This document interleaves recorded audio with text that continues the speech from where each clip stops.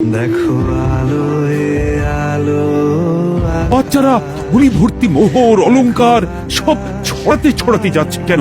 আর গোপালের হাত দুটোই বা ঘাট থেকে বেরিয়ে দুদিকে ঝুলছে কেন? মহারাজ, আর একটা ব্যাপার কি আপনি লক্ষ্য করেছেন? কি বলো তো? গোপালের দেহ কারা কাঁধে করে নিয়ে যাচ্ছে? হ্যাঁ হ্যাঁ, ওই তো মন্ত্রী, সেনাপতি, জ্যোতিষী আর পণ্ডিত। আসলে গোপালের এই শেষ যাত্রা আমাদের কিছু শিক্ষা দিয়ে যাচ্ছে মহারাজ। এই যে দেখুন, যারা গোপালকে সহ্য করতে পারত না, এখন এখন তাদেরই কাঁধে গোপাল যাচ্ছে।